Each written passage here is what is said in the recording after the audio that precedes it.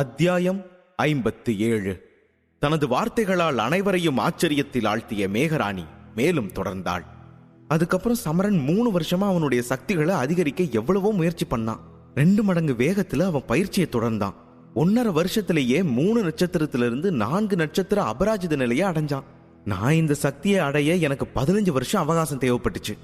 எல்லாருமே அப்படிதான்.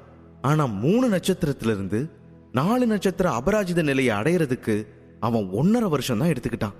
இப்ப சொல்லுங்க, எங்க 2 பேர்ல யாரு அதிகமான சக்தி வாய்ந்தவர்கள் என்றாள் மேகராணி.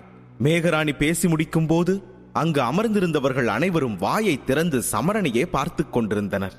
என்ன சொல்வதென்று யாருக்குமே புரியவில்லை. அதே நேரம் ஒன்றாக அமர்ந்திருந்த ரகோத்தமன் மற்றும் மணிமாறனின் தொண்டைகளும் வறண்டு போயிருந்தன. இருவரும் பயம் கலந்த கண்களுடன் ஒருவரை ஒருவர் பார்த்து கொண்டனர். நல்ல வேளை யாத்ராமா நடுவுல வந்து நம்மளை காப்பாத்திட்டாங்க, இல்லனா நம்ம கதி என்ன ஆயிருக்குன்னு கடவுளுக்கு தாண்டா தெரியும் என்று பார்வையாலேயே பேசிக் கொண்டனர். யாத்ரா சமரனை பார்த்து, உண்மையை சொல்லணும்னா மேகராணி இதையெல்லாம் என்கிட்ட சொல்லாம இருந்திருந்தா உன்னை பத்தி எங்களுக்கு இவ்வளவு விஷயங்கள் தெரிஞ்சிருக்க வாய்ப்பே இல்லை என்றாள். அதை கேட்ட சமரனுடைய முகத்தில் ஒரு போலிச் சிரிப்பு வெளிப்பட்டது. அதே நேரம் சிரிப்பை கையால் மறைக்க முயன்ற மேகராணியை கோபமாக பார்த்தான் சமரன். யாத்ரா எழுந்து நின்று அனைவர் முன்னிலையிலும் இதை அறிவித்தாள். மாணவர்களே, ரொம்ப சந்தோஷம். இன்னைக்கு தேர்வு நல்லபடியா முடிஞ்சது.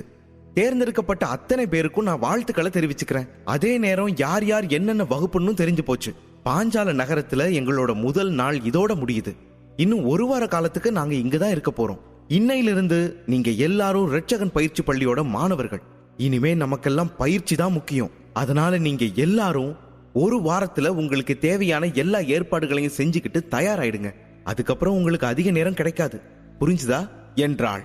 யாத்ராவின் வார்த்தைகளை கேட்டதும் அங்கிருந்த அனைவரின் முகத்திலும் மகிழ்ச்சி பரவியது. அவர்கள் சிரித்துக்கொண்டே யாத்ராவுக்கு நன்றி தெரிவித்தனர். மேலும் கத்தி கூச்சலிட்டனர். ஆனால் சமரன் மட்டும் அமைதியாக நின்று கொண்டிருந்தான். அவன் தயங்கியபடி யாத்ராவிடம், யாத்ராமா, நான் உங்ககிட்ட ஒன்னு சொல்லணும்னு நினைக்கிறேன் என்றான். சமரன் முகத்தில் ஒரு தயக்கம் இருந்ததை கவனித்த யாத்ரா, என்ன சமரா, என்ன விஷயம்? எதுவா இருந்தாலும் தயங்காம நீ என்கிட்ட கேட்கலாம் என்றாள். அவள் இயல்பாக பேசியும் சமரனின் சங்கடம் போகவில்லை. சுற்றும் முற்றும் பார்த்துவிட்டு மெல்லிய குரலில் அவளிடம், அது வந்து கொஞ்ச நாளைக்கு அப்புறம் நான் பள்ளிக்கூடத்துக்கு வரலாமா? ஏன்னா இப்போ எனக்கு ஒரு முக்கியமான வேலை இருக்கு. நான் ஒரு இக்கட்டான சூழ்நிலையில மாட்டிட்டு இருக்கேன். அதை முடிக்காம என்னால எங்கேயுமே வர முடியாது என்றான். இதை கேட்ட யாத்ரா அதிர்ச்சி அடைந்தாள். யாத்ரா மட்டுமின்றி அங்கிருந்த அனைவரும் இதை கேட்டு அதிர்ந்து போனார்கள். மேகராணியும் மிகவும் அதிர்ச்சி அடைந்தாள். 1 வருஷம் வெளியூருக்கு போறேன்னு சொன்னப்போ நான் கூட நீ ரட்சகன் பயிற்சி பள்ளியை பத்தி தான் பேசுறியோன்னு நினைச்சேன்.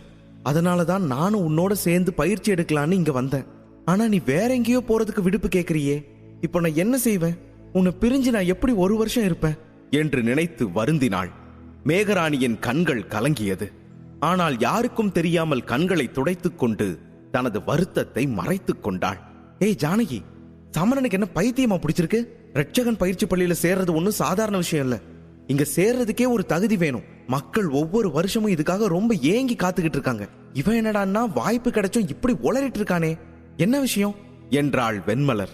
என்ன கேட்டா எனக்கு எப்படி தெரியும்? நானும் உன்னோட தானே இருக்கேன். கொஞ்சம் பொறு, அவன் என்னதான் காரணம் சொல்றான்னு பாக்குறேன் என்றாள் ஜானகி. யாத்ரா சமரனிடம், உனக்கு கொஞ்ச நாளைக்கு விடுப்பு தேவைப்படுதா சமரா? ஆனா அதுல ஒரு சின்ன சிக்கல் இருக்கே. எங்க பயிற்சி பள்ளியோட விதிமுறைப்படி மாணவர்கள் அவங்க விருப்பத்தின் பேர்ல விடுமுறை எடுக்க முடியாது. மாணவர்களோட விடுமுறைய பயிற்சி பள்ளி தான் முடிவு செய்யும் என்றாள். இதை பற்றி சமரன் விளக்கம் அளிக்க முயற்சித்தான். ஆனா அம்மா, அந்த வேலை ரொம்ப ரொம்ப முக்கியமானது. நான் போய் தான் ஆகணும். அப்படி இல்லைன்னா நான் இதை பத்தி உங்ககிட்ட சொல்லி இருக்கவே மாட்டேனே. ரட்சகன் பயிற்சி பள்ளியில வாய்ப்பு கிடைக்கிறது எவ்வளவு பெரிய விஷயம்னு எனக்கும் தெரியும். இவ்வளவு பெரிய வாய்ப்பை நழுவ விட நான் தயாரா இல்ல. அதனாலதான் உங்ககிட்ட என்னோட சூழ்நிலையை எடுத்து சொல்லணும்னு நினைக்கிறேன். இந்த பயிற்சி பள்ளி ரொம்ப கண்டிப்பானதுன்னு எனக்கு தெரியும். ஆனா என்னோட சூழ்நிலை அப்படி இருக்கு. நான் என்னோட வேலையை செய்யாம பாஞ்சால நகரத்தை விட்டு எங்கேயுமே போக முடியாது. அதுதான் என்னோட கட்டாயமான சூழ்நிலை. நீங்க தாமா பெரிய மனசு பண்ணி கருணை காட்டணும் என்று பணிவோடு கேட்டான். சமரனின் பேச்சை கேட்டுக்கொண்டிருந்த மேகராணி மேலும் கலங்கினாள். சமரனின் பிடிவாத குணம் அவளுக்கு நன்றாகவே தெரியும். அதனால் தான் அவள் வருத்தப்பட்டாள். சமரன் தன் வேலையை முடித்துவிட்டு தான் பயிற்சி பள்ளிக்கு வருவான். அதை முடிக்காமல் நிச்சயம் வரமாட்டான் என்பதை அவள் நன்கு அறிந்திருந்தாள். யாத்ரா இதற்கு ஒப்புக்கொள்ள மாட்டாளோ என்று பயந்து கொண்டே நின்று கொண்டிருந்தான் சமரன். மறுபுறம் சமரனின் பேச்சை கேட்ட ஜானகி கோபமடைந்தாள். சமரன் அப்படி என்ன முக்கியமான வேலைக்காக இரட்சகன் பயிற்சி பள்ளியையே மறுக்க தயாராக இருக்கிறான் என்று யோசித்தாள். பைத்தியக்காரன், இவன் எதுக்கு இப்படி நடந்துக்கிறான்? இவனோட சக்தியை பார்த்து யாத்ரா அம்மாவுக்கே இவனை ரொம்ப பிடிச்சு போச்சு. இங்க இருக்கிற எல்லாருக்குமே சமரனை ரொம்ப பிடிச்சு போச்சு. இப்படி ஒரு சூழ்நிலையில இவன் எதுக்கு இப்படி ஒரு காரியத்தை பண்றானோ தெரியலையே. இந்த பள்ளிக்கூடத்துல இடம் கிடைக்கிறதே பெரிய விஷயம். நிறைய பேரு இந்த பள்ளியில சேர ஏங்கிட்டு இருக்காங்க. ஆனா இவனுக்கு இடம் கிடைச்சும் இப்படி பண்ணா யாத்ராமா என்னை பத்தி என்ன நினைப்பாங்க? நான் தானே இவனை கூட்டிட்டு வந்தேன். கண்டிப்பா யாத்ராமா கோவப்பட்டு இவனை சேர்க்கையில இருந்து விலக்கத்தான் போறாங்க என்று மனதுக்குள் நினைத்தாள் ஜானகி.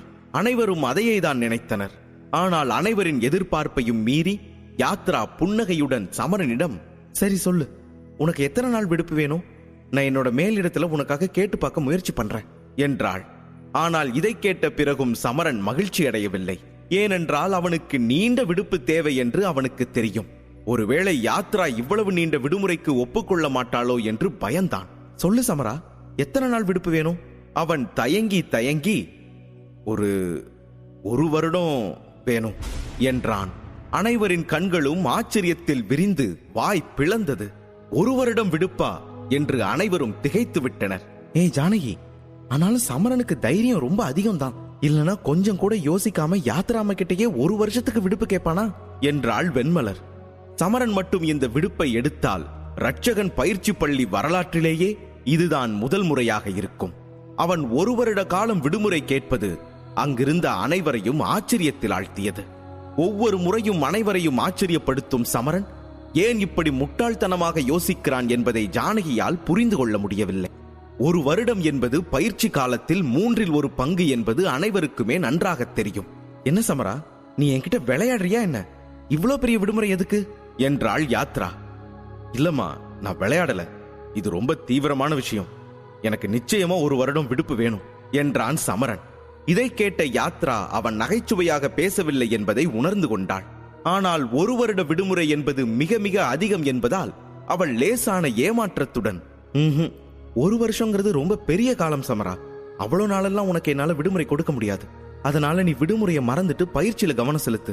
உன்ன மாதிரி திறமை ஒரு சிலருக்கு தான் இருக்கும். இத புரிஞ்சுக்கிட்டு பயிற்சியை ஆரம்பி. உன்னோட நேரத்தை வீணடிக்காத. இங்க நீ சிறப்பான பயிற்சி பெறலாம். நீ கொஞ்ச நாள் விடுமுறை எடுக்கணும்னு நினைச்சா என்னால உனக்கு உதவி பண்ண முடியும். ஆனா நீ கேட்கறது ஒன்னும் கொஞ்ச நாள் கிடையாது, கொஞ்சம் மாசமும் கிடையாது. ஒரு வருஷம், முழுசா ஒரு வருஷம் நீ விடுப்பு கேட்கிற. இது எப்படி சாத்தியம்?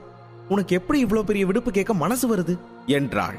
அவளுடைய அறிவுரையை கேட்ட சமரன் சிரித்துக்கொண்டே, என்னோட அந்த முக்கியமான வேலை கொஞ்ச நாள்லயோ இல்ல கொஞ்சம் மாசத்திலேயோ முடிய போகுதுன்னா நிச்சயம் நான் இவ்வளவு பெரிய விடுமுறையை உங்ககிட்ட கேட்டிருக்கவே மாட்டேன் என்றான். சமரனின் நடத்தையை பார்த்த யாத்ரா நெற்றியை தடவ ஆரம்பித்தாள். சேர்க்கை முடிந்த மறுகணமே அவன் தன்னிடம் விடுப்பு கேட்பான் என்று அவள் சற்றும் எதிர்பார்க்கவில்லை. அவள் தலையசைத்து சமரனை நிராகரித்துவிட்டு, இல்லப்பா, ஒரு வருஷம்லாம் ரொம்ப அதிகம், கண்டிப்பா கொடுக்க முடியாது என்று கடுமையாக கூறினாள். இதை கேட்ட சமரன் தனக்கு இவ்வளவு நீண்ட விடுமுறை கிடைக்கப் போவதில்லை என்பதை புரிந்து கொண்டான்.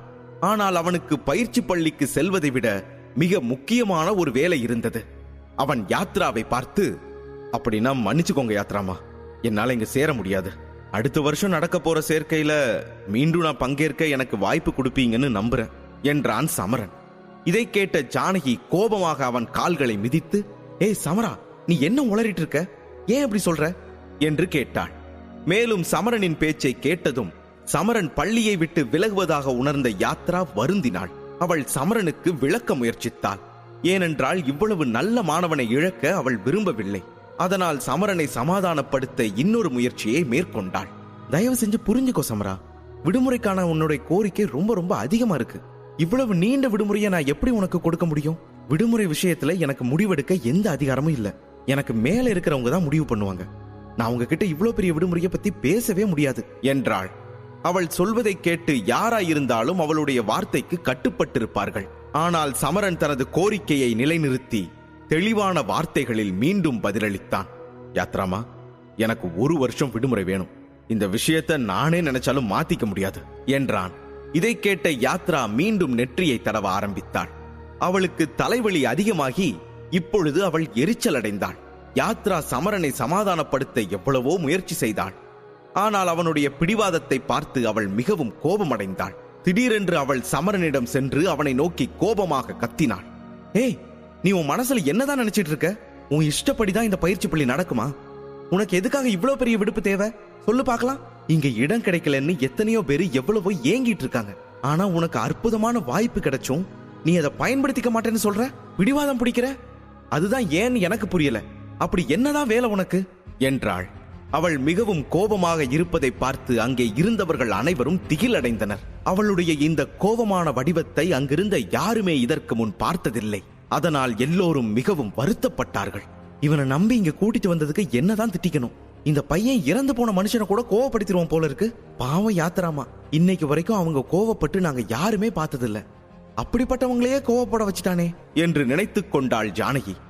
அதே சமயம் சமரன் கோபத்தில் இருந்த ஆசிரியரை பார்த்து அமைதியாக நின்றான். ஆனாலும் ஆசிரியர் விடுப்பு கொடுத்தால்தான் இதற்கு நான் சம்மதிப்பேன் என்று மனதை தேற்றிக் கொண்டான். எனவே அவன் அவளை சமாதானப்படுத்த முயற்சி செய்தான். அம்மா, தயவு செஞ்சு என்ன புரிஞ்சுக்க முயற்சி பண்ணுங்க. அந்த வேலை எனக்கு ரொம்ப ரொம்ப முக்கியமானது. தயவு செஞ்சு எனக்கு விடுமுறை கொடுங்கம்மா. அவள் கோபத்தில் ஆழமாக மூச்சை இழுத்து முதலில் தன்னை நிதானப்படுத்திக் கொண்டாள். பின்னர் சமரனை பார்த்து கனிவான குரலில், சரி, அப்படின்னா நீ 1 வருஷம் விடுமுறை எடுக்க போற இல்லையா? விடுமுறை தரலன்னா அதுக்காக நீ இந்த பள்ளியை விட்டு போகவும் முடிவு பண்ணிட்ட இல்லையா என்றாள். யாத்ராவின் கோபத்தை கண்ட மாணவர்கள் அனைவரும் சமரனுக்கு ஏதோ பெரிய ஆபத்து காத்திருக்கிறது என்று நினைத்தார்கள். ஆனால் அது எதுவாக இருந்தாலும் ஏற்கும் மனநிலையில்தான் சமரன் நின்று கொண்டிருந்தான். அவன் புன்னகைத்துக் கொண்டே தலையசைத்தான். ஆமா யாத்ராமா, எனக்கு இந்த விடுமுறை கண்டிப்பா தேவை. அதுக்காக நான் வெளியில போய் தான் ஆகணும் என்றான். உடனே அவள் சமரனை ஒரு பெருமூச்சுடன் பார்த்துவிட்டு, சரி, நீ உன்னோட முடிவை சொல்லிட்ட. உன்னோட முடிவு அதுதான்னா என்னோட முடிவு இதுதான். உனக்கு கண்டிப்பா இவ்வளோ பெரிய விடுமுறை கிடைக்காது என்றாள். சமரன் அந்த முடிவை எதிர்பார்த்திருந்தான். எனினும் ஒரு முயற்சி செய்து பார்த்து விடலாமே என்று நினைத்துதான் கேட்டு பார்த்தான். எனவே யாத்ராவின் முடிவு அவனை அவ்வளவாக சங்கடப்படுத்தவில்லை. ஆனால் அப்போதுதான் யாருமே எதிர்பார்க்காத ஒன்று நடந்தது. சரி சமரா, உனக்கு கடைசியா நான் ஒரு வாய்ப்பு தரேன். நீ என்னோட போட்டி போட்டு ஜெயிச்சிட்டா உனக்கு நீ கேட்டபடி 1 வருஷத்துக்கு விடுமுறை தரேன். நான் தனிப்பட்ட முறையில மேலிடத்துல பேசி உனக்கு அனுமதி வாங்கி தரேன். உனக்கு சம்மதமா என்றாள். மாணவர்கள் அனைவரும் ஆச்சரியத்தோடு பார்த்து கொண்டிருக்க மேலும் தொடர்ந்தாள். இந்த போட்டியில நீ என்னை எதிர்க்க கூட வேண்டாம். 20 முறை என்னோட தாக்குதல்ல இருந்து தப்பிச்சா போதும். 20 முறை என் தாக்குதல்ல இருந்து நீ தப்பிச்சா நீ கேட்ட மாதிரி விடுப்பு கிடைக்க நான் ஏற்பாடு பண்றேன். உனக்கு சம்மதமா என்றாள். ஆசிரியரின் இந்த கூற்றை கேட்டு அங்கிருந்த அனைவரும் அதிர்ச்சியுடன் ஒருவரை ஒருவர் பார்த்துக் கொள்ளத் தொடங்கினர். ஜானகியும் அவளுடைய தோழி வெண்மலரும் ஒருவரை ஒருவர் பார்த்துக் கொண்டனர். ஜானகியின் வெளிப்பாட்டை பார்த்து அவள் பயத்தில் இருப்பதை புரிந்து கொண்ட வெண்மலர், நீ ஒன்னும் பயப்படாத ஜானகி, எல்லாம் நல்லபடியா நடக்கும், சரியா என்று ஆறுதல் கூறினாள். எனினும் ஜானகி சமரனை நினைத்து மிகவும் வருந்தினாள். ஏனென்றால் வழக்கமாக சமரன் போட்டியை மறுப்பதில்லை என்பதை அவள் அறிந்திருந்தாள். ஆனால் இந்த முறை போட்டி அவனுக்கு சாதகமாக இருக்கப் போவதில்லை என்பதை நினைத்து மிகவும் வருந்தினாள். அங்கே ஒரு விசித்திரமான அமைதி நிலவியது. சொல்லு சமரா, நீ என்னோட போட்டி போட தயாரா இருக்கியா என்றாள் யாத்ரா. இதை பார்த்த சமரனின் முகத்தில் புன்னகை மலர்ந்தது. ஏதோ யோசித்தவன் அவளை பார்த்து, ஏன் இல்ல, எனக்கு வேலைதான் முக்கியம், நான் தயார் என்று அழுத்தம் திருத்தமாக கூறினான்.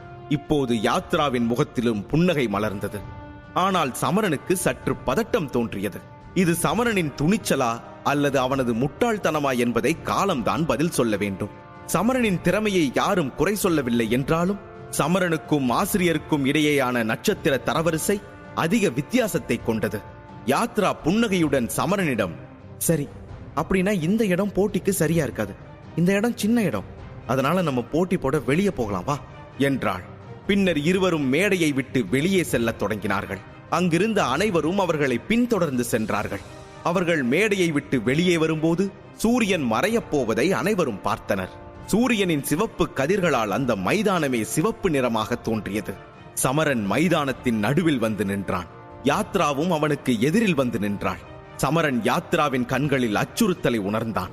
அவள் முகத்தில் பேய்த்தனமான சிரிப்பை பார்த்தான்.